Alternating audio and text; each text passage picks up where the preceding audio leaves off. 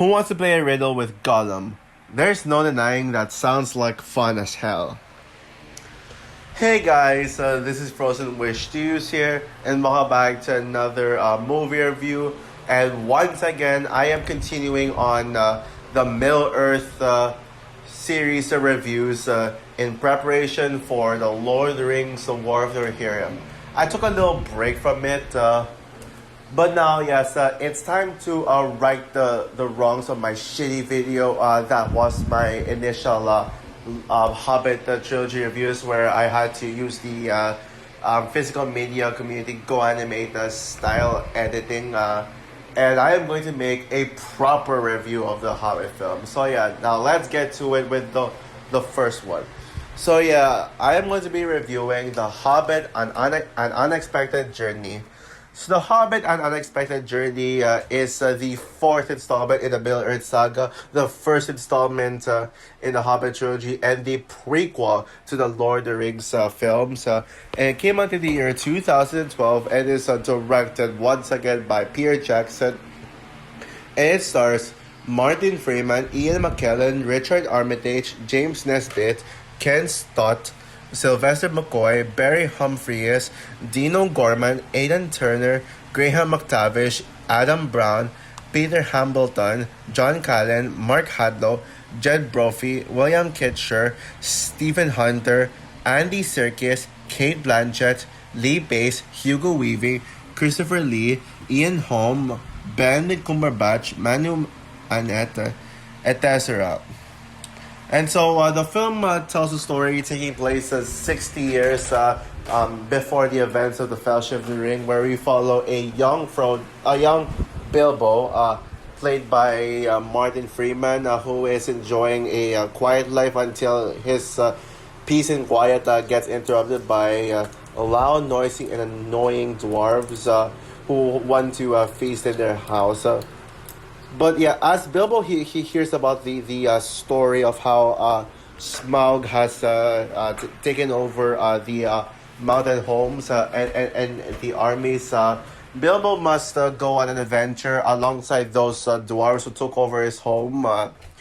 They go on a journey to reclaim their mountain home from the dragon Smaug.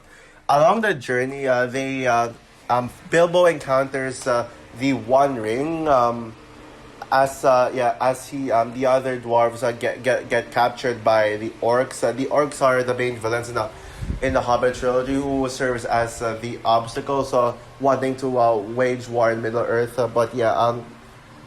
Bilbo finds the One Ring, and he alongside it is Gollum. He finds it through meeting Gollum and steals the ring from Gollum. Now the One Ring will serve as a pivotal plot point for the next two Hobbit films.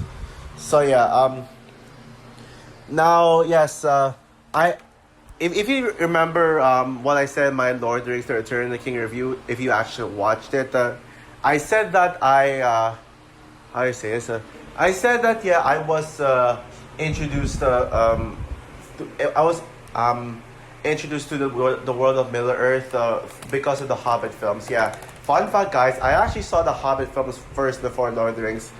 I did eventually watch Lord of the Rings in the same year as I saw the Hobbit, but the thing is, the only reason I saw these movies was because I wanted to see the Battle of the Five Armies, and in order for me to understand the Battle of the Five Armies, I had to watch these ones. And yeah, 2014 was the year where I started to get into this franchise, just to watch Battle of the Five Armies, which was one of my most anticipated movies of 2014. I remember being hyped as hell for that one. Yeah, but I gotta be real honest with you guys. I initially had no interest in seeing Desolation of Smaug. I remember, like, I was aware already aware of this franchise's existence ever since ever since the Desolation of Smaug came out in theaters back in 2013. I was like, I'll pass on this one. But then with Battle of the Five Armies, I was like, you know what, I'll check this one out. And I remember when I saw this for the first time back in 2014 when I was 10 years old, I hated this movie. Yes, I actually thought that this movie sucked. In all honesty, yeah, yeah, this movie was such a chore to get through. I was like, yeah, I mean, I only wanted to see the others, so but this one was a chore to get through, but it didn't really stop me from doubting the rest of the film. I was like thinking, okay, maybe the rest will be better, but this movie just bored the hell out of me. I was like, what the fuck is going on? I thought that maybe it's just not gonna be for me as a kid. But yeah, like what I said, I did enjoy. But thankfully, I did like the other Middle Earth films, including Battle of the Five Armies itself. So yeah, but thankfully, as I grew older, grew out of my kid self, I actually gained more of an appreciation for this film. Yeah, but I didn't just like with the other Middle Earth films, like what I said in my Return of the King review. I did not revisit this franchise until the COVID era in 2020 during the pandemic. But yeah, upon rewatching this film in 2020, I've grown an appreciation for this film. I started to say, oh, this is actually pretty decent. And then I saw it again in 2022. And yeah, I said what I said in my quote-unquote review of a film, if you can even call it a review. Yeah, it was just me like trying to fart out content, but yeah, like what I said, I did that for a reason. I did not want to use that editing style where I would record my phone in like to like I record the poster, yeah, using the camera and that kind of editing, yeah. But again, I just had no choice because I was just going through shit, and I just needed a way to keep my content alive because I didn't know when my laptop was coming back.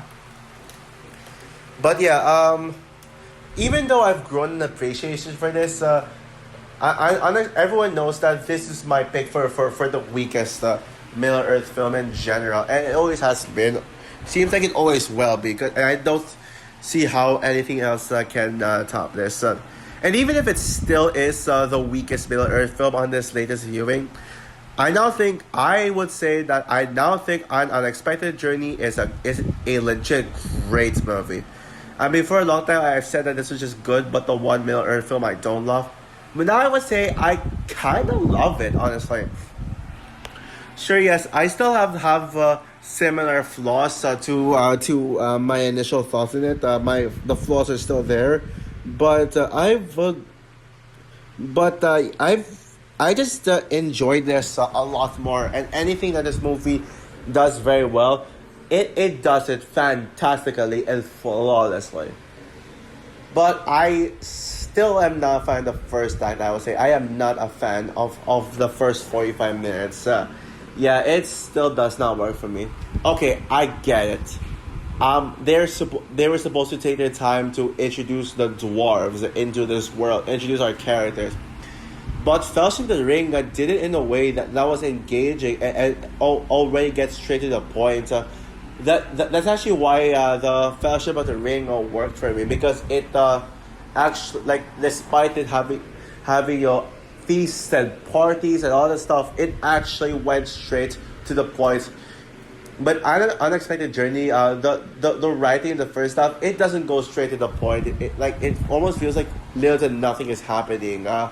Sure, yes, you've got that epic opening scene where we get to see Ian Holm as Bilbo and a de-aged Elijah Wood as Frodo. Who by the way, I will give it this: the de-aging of the de-aging of Frodo is perfect. Yeah, I actually forgot to mention that in my letterbox review of the film. But yeah, I was like, when I saw Frodo at de-age, I was like, damn, how did they do that? But and then you got the introduction of the invasion of the Lonely Mountain and the battle. Yeah, that was a great part.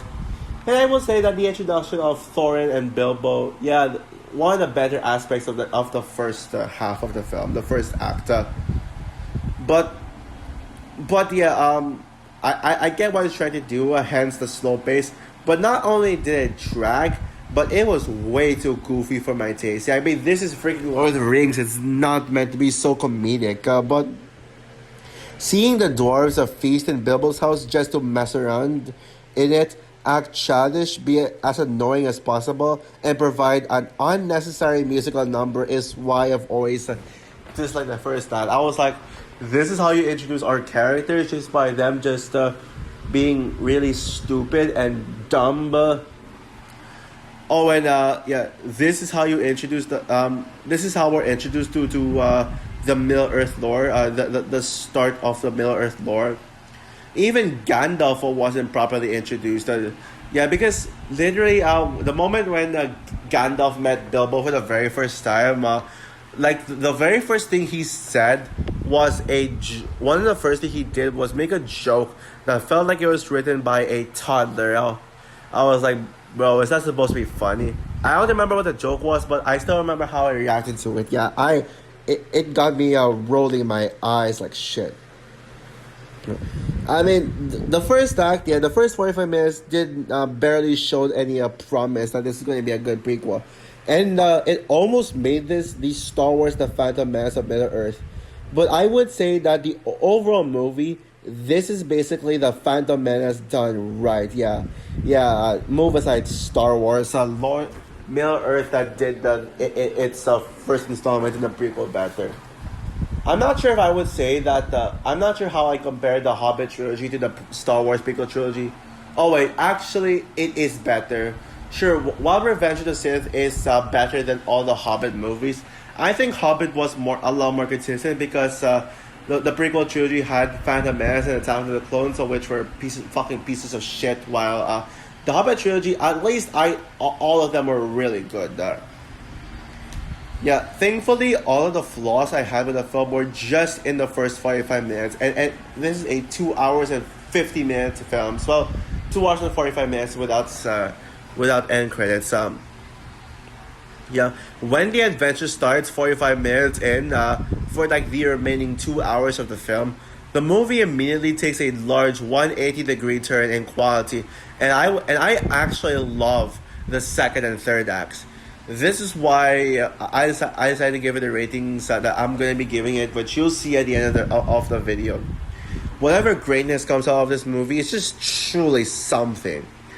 Bilbo is a better Middle-earth protagonist than Frodo, and Martin Freeman is a better Bilbo than Ian Holm in The Lord of the Rings. That's actually one thing that this trilogy does superior to the Lord of the Rings trilogy. Sure, I love a lot of Martin Freeman movies, and I think he has some amazing roles. A lot of movies in which are actually better than the Hobbit trilogy.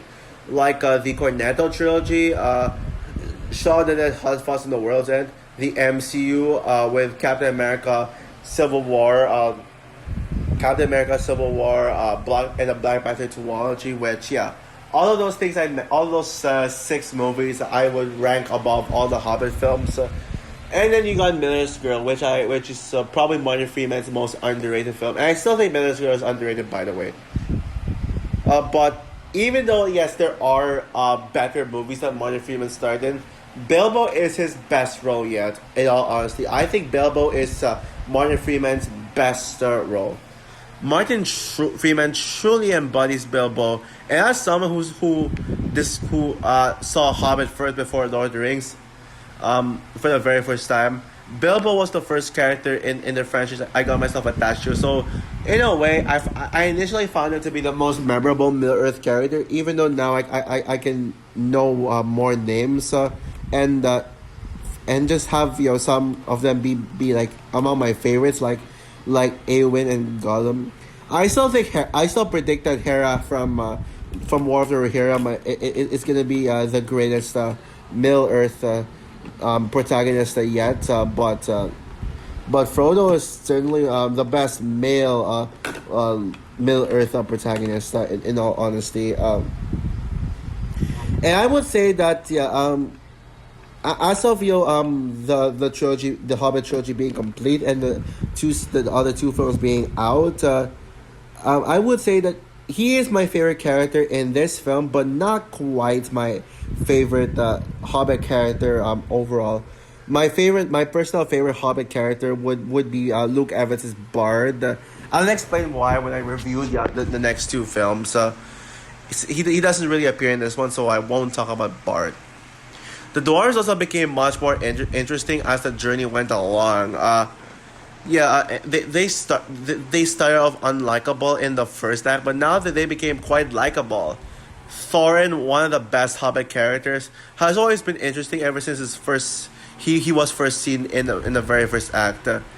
Yeah, the action scenes were very intense and engaging to watch, especially the climax. Yeah, all the action scenes in this one are probably among the best aspects of this one. The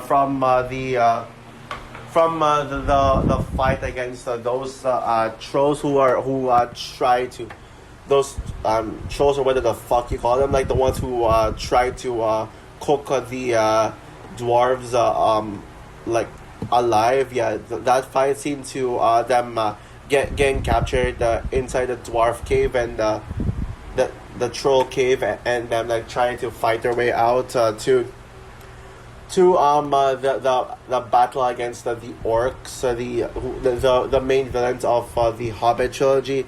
Yeah, all the action scenes are just really good, and they always like end up being a lot better than what I remember. Yeah, the orcs are decent villains, but nowhere near as good as the Lord of the Rings villain, like Gollum, Saruman, and Sauron. Oh, and speaking of Gollum, the scene that one scene with where Bilbo and Gollum interact is without question the best scene in this entire film. No competition. Yeah, it was a lot of fun to see Bilbo playing riddles with Gollum, despite being a trick to steal the ring from him. And just the fact that Gollum was in this one, I would say that's one thing that makes the Hobbit trilogy stands out from this one. Gollum is in this, but he wasn't in the two films. Even though that does change the fact that this is still the weakest Hobbit film, and Gollum was just in one scene. And I felt so bad for Gollum in that scene as Bilbo with the ring on and is invisible, sees Gollum depressed over losing his ring and cries. His crying face. It's so adorable, and you actually feel sympathy for him because he just wants the ring, and he's not trying to be super evil. He just you can tell that Gollum wasn't trying to be super all out evil and stuff. Andy Serkis gave us as great of a performance, great of a Gollum performance as in the Lord of the Rings films. And on all honesty, Gollum in this one is just as good as his appearance in the Two Towers and the Return of the King.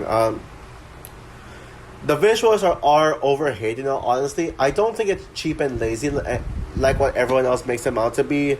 But I don't think it's groundbreaking. I mean, personally, to me, I did not really notice the green screen effects in this one, but I would say that I don't think the visual effects are outstanding. It's nowhere near as gorgeous visually as the Lord of the Rings trilogy. Not as stunning for sure. So overall, by the way, I forgot to mention one more thing before I conclude. The score is also epic as well, especially the finale. I think these scores for the Middle Earth franchise, they always rule. Like they're always going to be a banger, and this is why I think Middle Earth has some of the best scores ever put to cinema. So overall, despite its flaws and being the weakest Middle Earth film, The Hobbit: An Unexpected Journey makes up for that dull first act with a fantastic second and third acts that makes this a truly great film. The fact that the weakest Middle Earth film is still great goes to show how Middle Earth is, without question, one of the greatest franchises ever. It is right up there with the MCU and especially the Frozen franchise as some of the greatest franchises of all time. Yeah, I wouldn't put this in my favorite movies of 2012 list, like up there with Avengers, Dark Knight Rises, and Skyfall. But I wouldn't necessarily call this a disappointing film. Sure, yes, back then I probably would have been hyped as hell for this one, and would have walked out a bit disappointed. But Even though it doesn't quite reach the level of hype I would have given this, thankfully I would not go as far as calling this a disappointment. So listen guys, I'm going to give The Hobbit An Unexpected Journey 4 stars out of 5. Great movie. So for my review of The Hobbit An Unexpected Journey, what are your thoughts on the film? Yeah, I'm sure we can all agree that it's nowhere near as good as the Lord of the Rings trilogy. But in comparison to the Hobbit trilogy, how would you rank this? Who agrees with me that this is the weakest Middle-earth film yet? Would this be your favorite, the Hobbit trilogy? Or would you rank this in the middle, in between Desolation of Smaug and Battle of the Five Armies? Comment down below, like, subscribe, hit the notification bell, and stay tuned for my review on The Hobbit, The Desolation of Smaug. Bye guys.